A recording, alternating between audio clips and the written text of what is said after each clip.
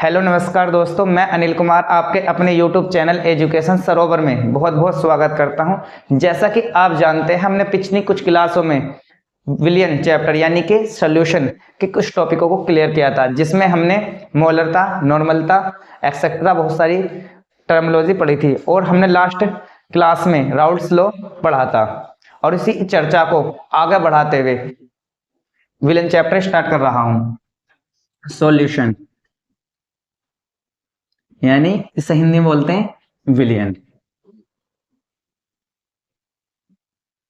पिछली क्लास में हमने राउल्ट्स लॉ के बारे में चर्चा की थी। राउल्ट्स लॉ क्या था? राउल्ट्स लॉ यानी राउल्ट का नियम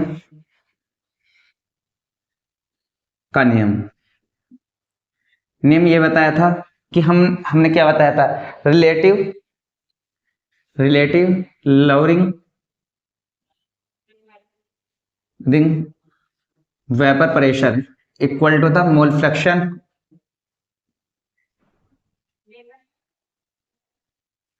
फ्रैक्शन ऑफ सोल्यूट। यानी कि अगर हम इसे मैथमेटिकली देखें तो क्या था हमारा? पी नोट माइनस के P S upon P naught equal to mole fraction of solute. ये बताया था। ये कब वैलिड था? जब हम सोल्यूट कैसा ले रहे थे? Non volatile. क्या ले रहे थे? अवाष्पशील। कब वैलिड था? जब सोल्यूशन कैसा था हमारा? अवाष्पशील वाष्पशील विलय। अवाष्पशील विलय यानी कि नॉन वोलेटाइल लिया था। लेकिन अगर मैं आपसे ये कहूं कि हम वोलेटाइल मतलब नॉन वोलेटाइल यानी नॉन वोलेटाइल ना लेकर वोलेटाइल ले, तो क्या कंडीशन रहेगी? तो ये कंडीशन क्या रहेगी? तो मैं आपको दो कंटेनर लेकर समझा देता हूं, जो एग्जाम्पल से आप अच्छे से समझ जाए। आपने ए की बी कर लिया, ठीक है, बी कर लिया। तो अब इस बीकर में, तो अगर हमारा कोई बीकर है, अगर हम एक बीकर में हमने एक सॉल्यूशन लिया, सॉल्यूशन किन किन को मिलकर बना है? यानी सॉल्वेंट और सोल्यूट। यानी सॉल्वेंट को क्या बोलते हैं? विलायक, ठीक, और इसे क्या बोलेंगे? विलय, ठीक। तो अगर हम बात करें इन दोनों की, तो ये दोनों से मिलकर बनता। लेकिन अगर हम विलय कैसा लें, मैं इसमें विलय लेंगे, तो विलय ले रहे हैं हम इसमें वाष्पशील। कैसा ले रहे हैं विलय? वाष्पशील। किसके स्थान पे? किसके स्थान पे ले रहे हैं? अवाष्पशील के स्थान पे, यानी वोलेटाइल। ओके। तो हमने क्या बताया कि अगर हम अवाष्पशील के स्थान पर वाष्पशील विलय ले में, तो उनका जो मोल फ्रैक्शन होगा, विलय और विलायक का जो मोल फ्रैक्शन है, उनके दोनों के वेपर प्रेशर के डायरेक्टली क्या होगा? प्रोपोर्शनल। ये बात आपको समझ में? कहने का मतलब मेरा ये है, P1 डायरेक्टली प्रोपोर्शनल किसका होगा? Mole fraction of solute. किसके? Mole fraction of solute. ये कब केस है? जब आपके पास विलय कैसा हो? वाष्पशील। कैसा हो? वाष्पशील। P2 डायरेक्ट प्रोपोर्शनल किसका होगा? यानी ये तो होगा आपका P1 सोल्यूट। अगर P1 की बात करें, ये होगा P2। P2 कितना होगा? X। ये होगा सोलवेंट। यानी एक्स नहीं, से काई बोलते हैं। काई ये क्या है? Mole fraction of solute. ये है mole fraction of solvent. P1 है मोल फ्रैक्शन ऑफ प्योर, क्या है? मोल फ्रैक्शन नहीं, सॉरी, ये है आपका वेपर प्रेशर ऑफ सोलवेंट। वो सोल्यूट और ये वेपर प्रेशर ऑफ सोलवेंट। अगर इसे हम सोल्व आउट करें तो कैसा होगा? P1 equal to P1 naught X solute, ठीक। P2 equal to P2 note solvent. ये बात समझ में आई? तो अगर मैं बात करूं आपसे कि ये कैसे हुआ, क्यों ये जो P1 है ये है इम्प्योर सोल्यूट, यानी कि जब हम मिला रहे थे उससे पहले का तो है P1, जब मिला दिया था कितना होगा वेपर प्रेशर P1, यानी कि जब मिला रहे थे P1 नॉट और जब मिला दिया P1। इसी प्रकार से जब मिलाया था सोल्यूट, भाई जब सोल्यूट मिलाया था तो हमारा होगा P2 और जब नहीं मिलाया था प्योर था क्या होगा आपका P2 नोट। यानी कि अगर मैं बात करूं P1 P1 नोट क्या होगा, यानी प्योर, यानी वेपर प्रेशर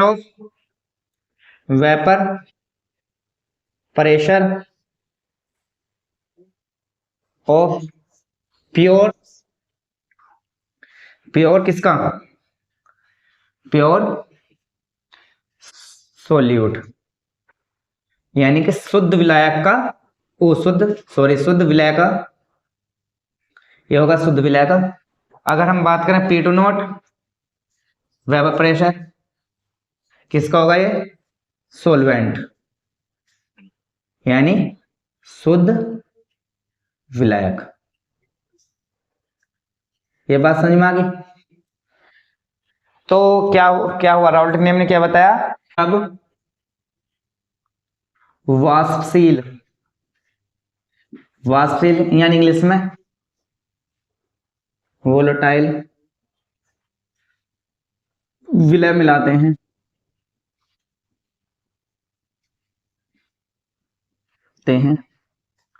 तो उनका वाष्प दाब, तो उनका किनका इम्प्योर, यानी इम्प्योर होगा अब तो उनका वाष्प दाब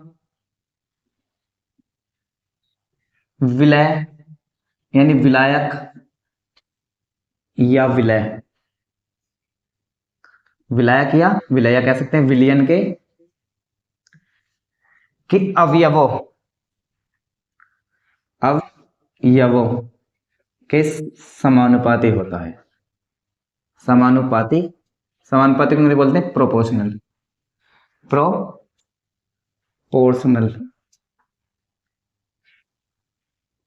ठीक है, ये बात समझ में आई। देखो दोबारा समझा देता हूं, यानी एक आपने सॉल्यूशन लिया, सॉल्यूशन में क्या होते हैं सॉल्वेंट और सोल्यूट।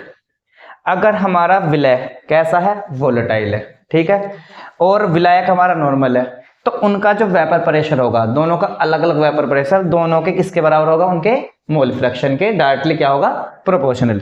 P1 डायरेक्ट प्रोपोर्शनल है mole fraction of solute, P2 direct proportional है mole fraction of solvent. P naught क्या है आपका vapour pressure of pure solvent, P2 क्या है P2 नोट क्या है आपका vapour pressure of pure solvent. तो ये आपके समझ में आया, इसे आप नोट कर लीजिए। ठीक है, ये आपका राउल्ट का नियम कंप्लीट हो गया। चलो थोड़ा और वेरीफाई कर देते हैं इसी में।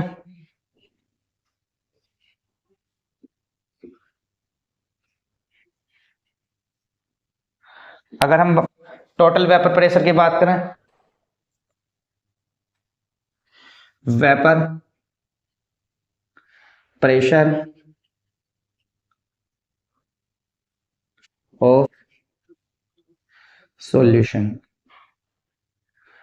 किसके इक्वल होगा, P equal to vapour pressure यानी P1 क्या बोला था मैंने प्लस P2 इक्वल टू क्या होगा P01 का विलय प्लस P2 नोट का विलायक। ठीक है, ये आपका फॉर्मूला होगा। ठीक, आप इसे नोट कर लीजिए। हम अब बात करेंगे राउल्ट्स का नियम कहाँ कहाँ लागू होता है, यानी इसकी लिमिटेशंस क्या है, लिमिटेशंस क्या है, अब इसके बारे में हम चर्चा करते हैं।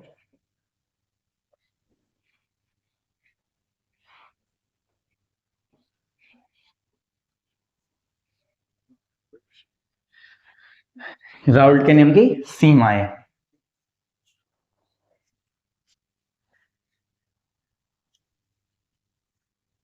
राउल्ट के नियम की सीमाएं। सीमाएं, यानी कि limitation, limitations of Raoult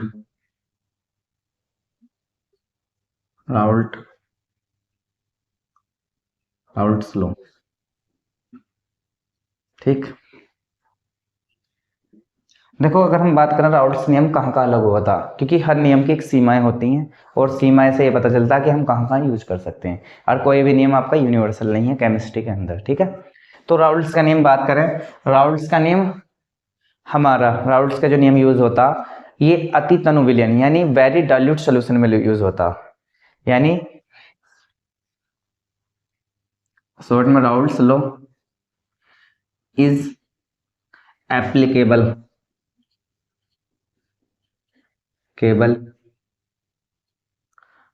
for very dilute solution, यानी वेरी डाइल्यूट सॉल्यूशन वही क्यों आ गया, यानी अति तनु विलयन। अब अति तनु विलयन क्या होता, यानी अति तनु विलयन का मतलब यह है कि जिसमें विलय की मात्रा विलायक की मात्रा से बहुत ज्यादा कम हो, यानी उसके रेस्पेक्ट में बहुत कम हो, अति तनु। इसका मतलब यह है कि अगर मैं आपसे कहूं कि एक ए है एक बी है, ये आपका सॉल्वेंट यानी विलायक है, ये आपका विलय है, यानी कहने का मतलब मेरा है अगर इसे मैं 900 ग्राम लूं और इसे 100 ग्राम, तो ये क्या होगा आपका, अगर इन दोनों को मिक्स कर दे जाए तो आपका विलय कैसा हो जाएगा, अति तनु। और ये कंडीशन क्यों है, क्योंकि हम जानते हैं कि अगर ये विलायक है और ये भी विलय है, ये विलायक है और ये विलय है, तो विलायक में क्या होंगे, मॉलिक्यूल्स होंगे, तो मॉलिक्यूल्स होंगे तो ए और बी, यानी ए और ए इनके मॉलिक्यूल्स के अंदर एक इंटरमोलिकुलर फोर्स काम करेगा। क्या काम करेगा, इंटरमोलिकुलर फोर्स, यानी इंटरमोलिकुलर फोर्स काम करेगा, और बी के अंदर भी इंटरमोलिकुलर फोर्स काम करेगा। ये बात सही है, लेकिन अगर हम दोनों को मिक्स कर देते हैं, दोनों को मिक्स कर दें तो इंटरमोलिकुलर इसका ए का और प्लस इंटरमोलिकुलर बी का, ठीक है, और इनके मिक्स होने के बाद क्या, इंटरमोलिकुलर रिएक्शंस ए और बी का दोनों लगभग क्या होना चाहिए, बराबर, यानी लगभग बराबर होने से हमारा क्या हो जाएगा, वेरी डाइल्यूट सॉल्यूशन हो जाएगा, एक तरीके से आइडियल सॉल्यूशन के बाद की तरह काम करने लगेगा। ये बात आपके समझ में आई। तो मैंने क्या बताया कि अगर ए और बी के इंटरमोलिकुलर यानी कि अणुओं के बीच इंटरमोलिकुलर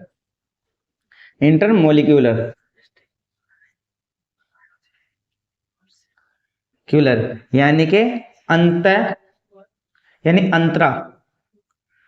आणविक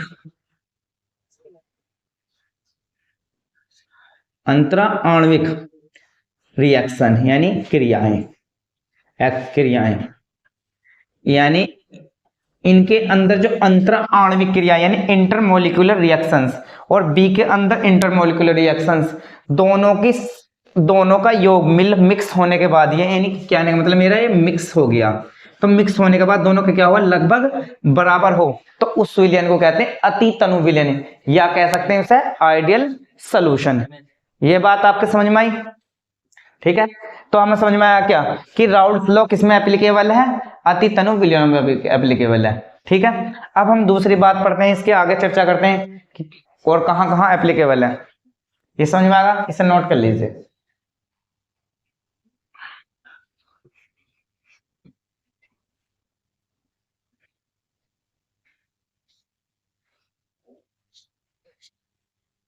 जो हमारा राउल्ट्स लॉ है, Raoult's law is valid for ideal solution, यानी कहने का मतलब यह आदर्श विलयन, हमारा राउल्ट का नियम किस पर लागू होता? केवल आदर्श विलयन पर लागू होता। ये बात आपको समझ में आई? और अगर हम बात करें इसकी राउल्ट्स का नियम यानी Raoult's law is not valid, यानी कह सकते हैं, ये तो बात समझ में आ गई। Raoult's law is not applicable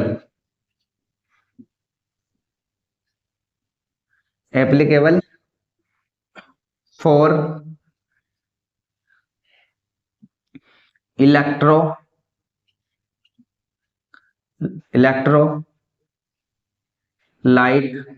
electrolyte solute.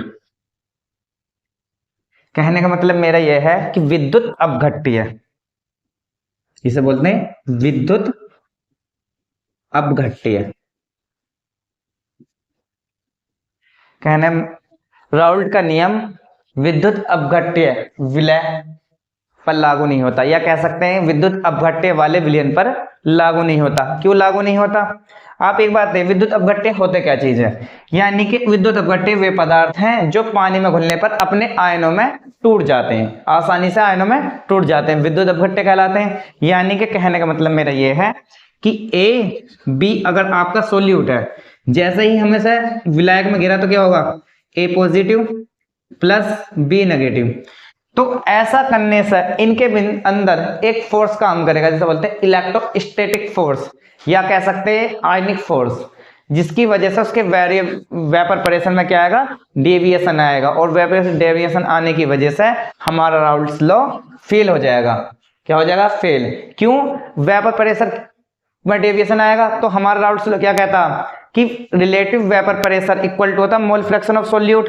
तो उसके वेपर प्रेशर क्या हो जाएगा आपका? इंक्रीज, इसलिए उसका मोल फ्रैक्शन से क्या हो जाएगा? ज्यादा है, जिसकी वजह से राउल्ट्स लॉ क्या हो जाएगा? फेल। तो इसका मतलब यह हुआ कि हमारा जो एप्लीकेबल होगा किसके लिए होगा? नॉन इलेक्ट्रोलाइट सॉल्यूशन के लिए, यानी विद्युत अनअपघट्य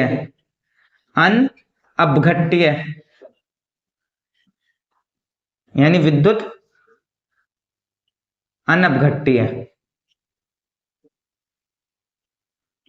अनअपघट्य के लिए लागू होगा। यह बात आपको समझ में आई? ठीक, आप इसे नोट कर लीजिए। ठीक, अब तीसरी बात क्या है?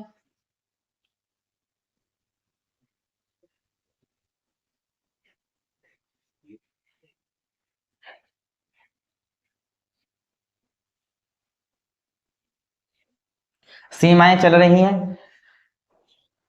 अब राउल्ट्स लॉ का राउल्ट्स लॉ अगर हम बात करें कि हाईली कंसंट्रेटेड सॉल्यूशन, अगर हम हाईली कंसंट्रेटेड सॉल्यूशन लें तो राउल्ट्स लॉ लागू होगा? नहीं लागू होगा। तो इसका मतलब क्या होगा कि राउल्ट्स लॉ उच्च सांद्रता यानी अधिक सांद्रता कह सकते हैं, या कह सकते हैं सांद्रण विलयन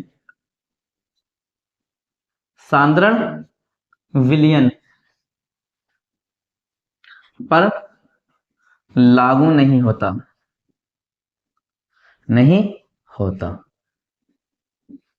लागू नहीं होता। ठीक है, तो विलयन सांद्रण का मतलब हाईली या कह सकते हैं normally highly concentrated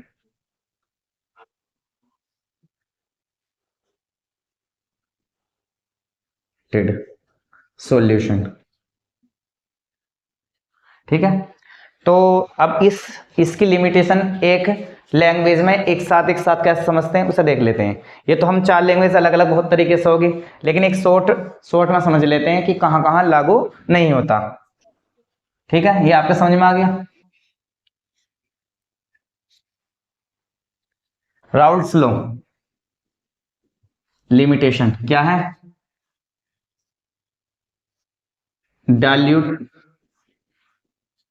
dilute solution पर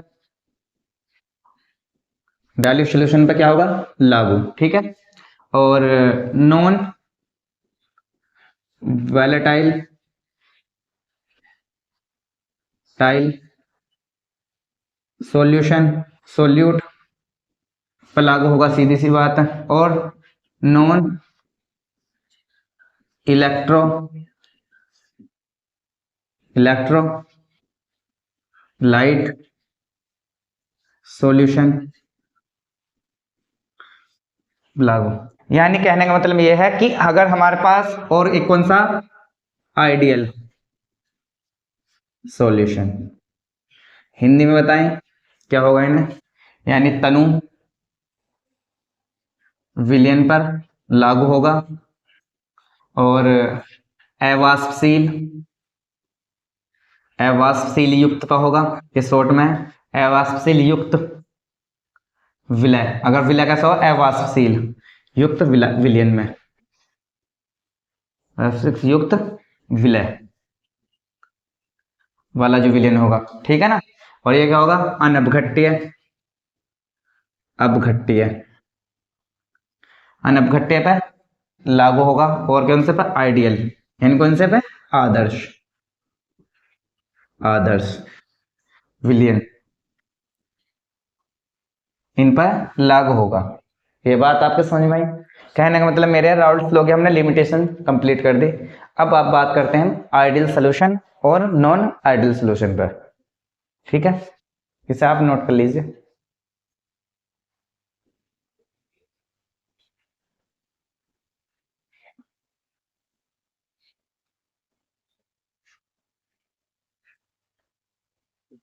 सबसे पहले बात करते हैं हम आइडियल सॉल्यूशन।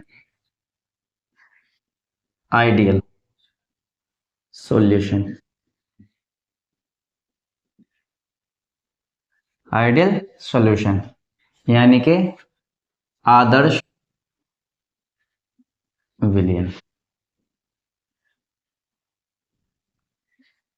आदर्श विलयन मतलब इस प्रकार के विलयन जो राउल्ट के नियम का पालन करते हो, आदर्श विलयन कहलाते हैं। क्या कहलाते हैं, आदर्श। यानी कि वे विलयन जो राउल्ट लॉ को मानते हो। किसको, राउल्ट लॉ को मानते हो, यानी पालन करते हो आइडियल विलयन कहलाते हैं। और दूसरी बात, यानी delta V equal to zero, delta V equal to zero, V कैसा, मिक्सिंग, इक्वल टू जीरो, यानी शून्य आयतन परिवर्तन। शून्य आयतन परिवर्तन के नियम को फॉलो करते हो, वो भी कैसे होंगे आपके, वो भी क्या होंगे आपके, राउल्ट नियम, वो भी आइडियल सॉल्यूशन होंगे, ठीक है। या delta X mixing equal to zero, यानी शून्य ऊर्जा परिवर्तन। शून्य ऊर्जा परिवर्तन का मतलब क्या, ना तो एनर्जी रिलीज हो और ना ही हमारे क्या हो, एब्जॉर्ब, न अवशोषित और न ही उत्सर्जित। अगर इस प्रकार के सॉल्यूशन हैं तो क्या कहलाते हैं आपके, आदर्श विलयन कहलाते हैं। क्या कहलाते हैं, आदर्श विलयन। अगर हम बात करें दोस्त तीसरी चीज, कंडीशन क्या आएंगी, यानी अब हमसे उसकी तीसरी कंडीशन को समझाने के लिए हम एग्जाम्पल का प्रयोग करेंगे, जिससे कि आपको क्लियरली हो जाए कि आइडियल सॉल्यूशन होता क्या है, ठीक है। कि अभी इन दोनों को भी वेरीफाई हम उसी एग्जाम्पल से कर देंगे, ठीक है। देखते हैं,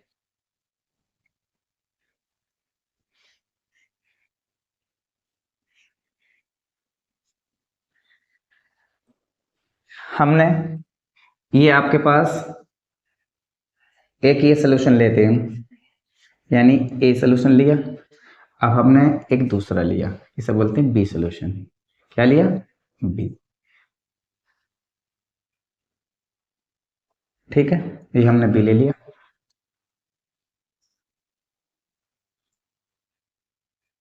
ठीक, बी ले लिया। अगर हम बात करें इसका वेपर प्रेशर कितना होगा, पी ए, इसका वेपर प्रेशर होगा Pb। ठीक है, अब इनके बीच जो होगी इंटरमोलिकुलर रिएक्शन A और B होगी। क्या होगी? A और A के बीच होगी इंटरमोलिकुलर रिएक्शन, यानी A मतलब कि जो विलयन है उसके अणुओं के अंदर अंतरा आणविक रिएक्शंस क्या होगी? A और B, A और A के बीच, और ये क्या होगी आपके B और B के बीच। ठीक है, हम दोनों ने इसका 20 ml, इसलिए हमने 10 ml, तो दोनों को हमने क्या कर दिया? मिक्स कर दिया। मिक्स करने के बाद हमारा एक सोल्यूशन बना, ये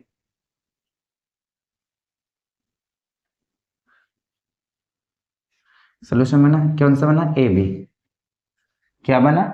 AB। और इसका पूरा क्या होगा? P। इसका वेपर प्रेशर कितना होगा? PA प्लस PB, ये होगा इसका टोटल वेपर प्रेशर। ठीक है, अगर मैं आपसे बात करूं 20 ml और ये आपका क्या 10 ml, तो ये क्या होगा आपका 30 ml। मिक्स होने के बाद क्या होगा आपका 30 ml, यानी आइडियल सोल्यूशन का हम केस पढ़ रहे हैं। तो आप देखिए इसका V1 कितना था, यानी अगर मैं बात करूं 20 ml और 10 ml, यानी कि मिक्स होने से पहले कितना था, यानी V1 था आपका 20 प्लस 10 कितना हुआ? कितना हुआ आपका 30 ml, और मिक्स होने के बाद कितना था 30 ml। तो इसका मतलब क्या? डेल्टा V कितना हुआ? Equal to 0। किसमें? मिक्सिंग में। Delta V mixing equal to 0। तो ये किसी कंडीशन होगी? आइडियल सॉल्यूशन की कंडीशन होगी।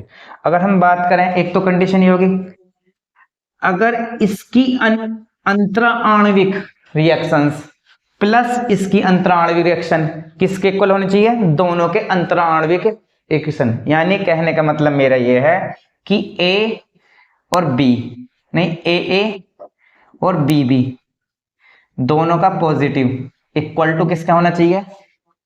A और B इंटरमोलिक्यूलर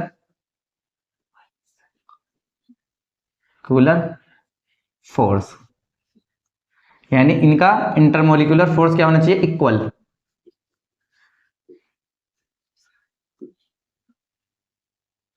फोर्स या रिएक्शन कह सकते हैं। तो अगर इन दोनों का इंटरमोलिकुलर रिएक्शन दोनों की क्या है? इन दोनों का सम इन दोनों के सम के इक्वल है, तो क्या सोल्यूशन होगा आपका? आइडियल सोल्यूशन हो गया। तो पहली कंडीशन। दूसरी कंडीशन, अगर दोनों का इंटरमोलिकुलर फोर्स बराबर है, उनसे होने वाली एनर्जी रिलीज, यानी उनका चेंज क्या होगा? एनर्जी भी क्या होगी? बराबर। अगर मैं बात करूं इन दोनों की जो एनर्जी है वो H1 है और इन दोनों की जो एनर्जी है वो H2 है, तो दोनों का इंटरमोलिकुलर फोर्स जब इक्वल है तो उनकी एनर्जी भी क्या होगी? इक्वल होगी। यानी कि H1 इक्वल टू H2 और डेल्टा H क्या होगा आपका? 0। कैसा? मिक्सिंग में। अगर हम मिक्स कर रहे हैं तो क्या होगा? 0। तो ये भी कैसा होगा आपका? आइडियल सोल्यूशन होगा। तो पहली कंडीशन ये फॉलो होगी, दूसरी कंडीशन ये फॉलो होगी, और तीसरी कंडीशन ये फॉलो होगी। ये होगी आइडियल सोल्यूशन की। और थर्ड कंडीशन क्या है? अगर मैं आपसे बात कहूं कि इसका PA इक्वल टू है P नोट एक्स ए के, एक्स यानी काई ए, यानी P नोट क्या है? आपका मोल फ्रैक्शन, यानी वेपर प्रेशर है आपका राउल्ट्स लॉ, यानी राउल्ट लॉ के अकॉर्डिंग जो प्योर उसका आया था PA है। और इसी तरीके से PB इक्वल टू होगा P naught B chi B। ठीक है, तो इसका मतलब क्या हुआ? PA plus PB equal to होगा इसका पूरे का AB का, किसके equal? P naught A chi A plus P naught B chi B। ये तीनों कंडीशन कैसे होगी? ये होगी आपकी आइडियल सॉल्यूशन की। ये बात आपके समझ में आई? दोबारा से एक बार रिपीट करता हूं, यानी आपने एक सॉल्यूट लिया A, उसका वेपर प्रेशर हुआ PA, आपने दूसरा सॉल्यूट मतलब दूसरा आपने सॉल्यूशन लिया, उसका कौन सा? B, उसका वेपर प्रेशर क्या था? PB। ठीक है, अब इसके अंदर जो इंटरमोलिकुलर फोर्स है A ए, यानी उनके अंदर ही तो होगा इंटरमोलिकुलर में, यानी अणु अणु के अंदर जो लग रहा क्रिया हो रही है ए के साथ और इसकी बी के साथ।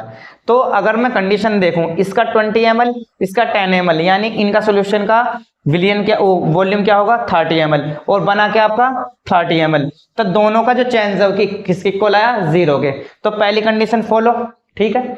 अगर मैं कहूं ए के बीच इंटरमोलिकुलर फोर्स प्लस बी के इंटरमोलिकुलर फोर्स का जो सम है इक्वल टू हो ए बी के इंटरमोलिकुलर फोर्स के, किसके इक्वल हो इंटरमोलिकुलर से ए बी का। अगर दोनों का फोर्स बराबर है तो इसका मतलब इसमें जो इन दोनों सोल्यूशन में जो मिक्सिंग में जो एनर्जी रिलीज हुई है और इन दोनों में जो एनर्जी रिलीज हुई है क्या होगी वो बराबर, यानी H1 इक्वल टू H2। तो डेल्टा मिक्सिंग में क्या होगा 0। तो तीसरी कंडीशन फॉलो, ये भी आपका आइडियल सोल्यूशन है। और थर्ड क्वेश्चन क्या है, इसकी थर्ड प्रॉपर्टी क्या है कि पी नोट, यानी पी नोट कह सकते हैं या कह सकते हैं P A B equal to हो P naught chi A plus P naught B chi B, यानी कि total vapour pressure equal to, यानी total vapour pressure equal to the partial vapour pressure A and B, यानी इन दोनों का जो आंशिक वाष्प दाब है उन दोनों का जो सम है इसके कुल वाष्प दाब के बराबर होगा।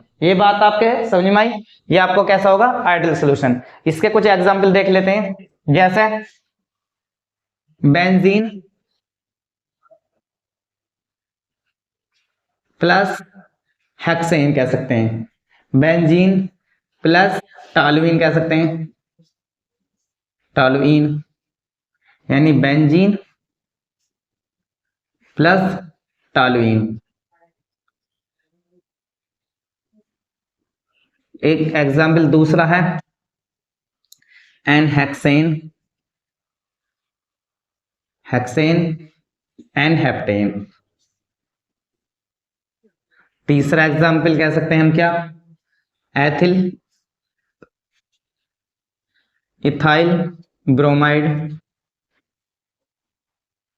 प्लस एथाइल, एथाइल क्या होगा आयोडाइड, आयोडाइड। तो ये हमारे कैसे हैं आइडियल सॉल्यूशन। ये बात आपके समझ में आई। तो आज की वीडियो में हमने यानी आज की क्लास में हमने राउल्ट्स लॉ पढ़ा, राउल्ट्स लॉ की लिमिटेशंस पढ़ी और हमने आइडियल सॉल्यूशन के बारे में जाना। कि आपको वीडियो कैसे लगी, सब्सक्राइब कीजिए, लाइक कीजिए। Thank you.